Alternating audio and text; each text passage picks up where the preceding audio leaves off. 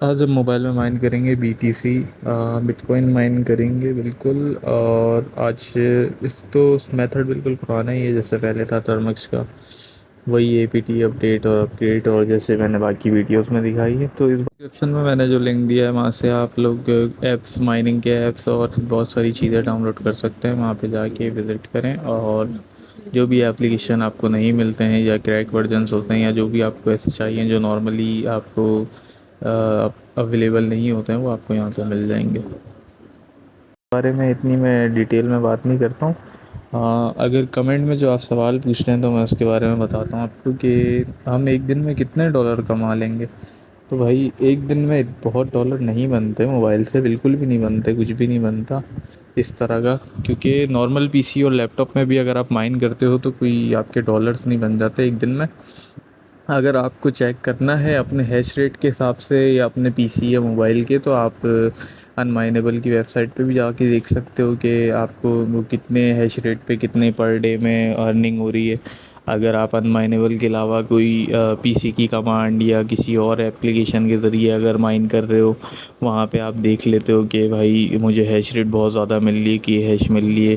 कुछ कुछ एप्लीकेशंस होते हैं ना जैसे अनमाइनेबल वगैरह हैं और दूसरे हैं, तो ये बेसिक हैं, ये थोड़ा दबाते भी हैं। अगर CC माइनर या इस तरह की कोई और चीज़ खोलो PC में अगर आप, तो आपका PC, नॉर्मल PC उसको कंट्रोल नहीं कर पाता। अगर आपके ग्राफिक कार्ड 2 GB का लगा हुआ है तो ग्राफिक कार्ड भी अक्सर जल जाता है, क्योंकि वो बहुत ज़्यादा हाई वोल्टेज हो जाता है और बहुत ज़्यादा पावर कंज्यूम करता है।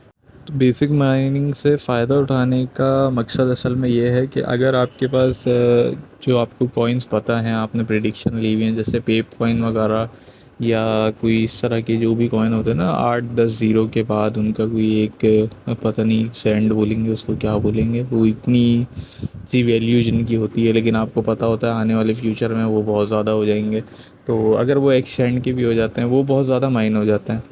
तो अगर आपने कोई 2-3 हज़ार आपने जमा करके रखे हैं और बाद में वो कोई एक सेंट का भी हो जाता है, तो आपके पास उससे बहुत सारे डॉलर आ सकते हैं।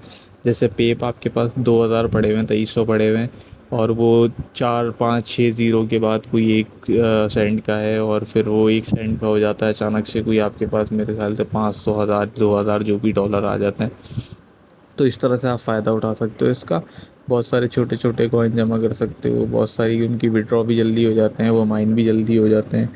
तो इस तरह से आप उसका अगर फ़ायदा उठा लो तो उठा लो। ये BTC वगैरह टाइप के और इस तरह की चीज़ें इतनी ज़्यादा माइन नहीं होती, मैंने जैसे माइन किया है।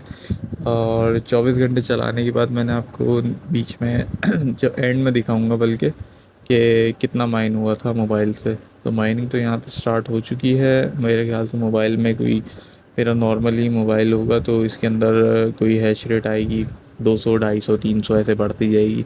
ज़्यादा से ज़्यादा अगर हुई भी तो कोई 700 पे जाएगी।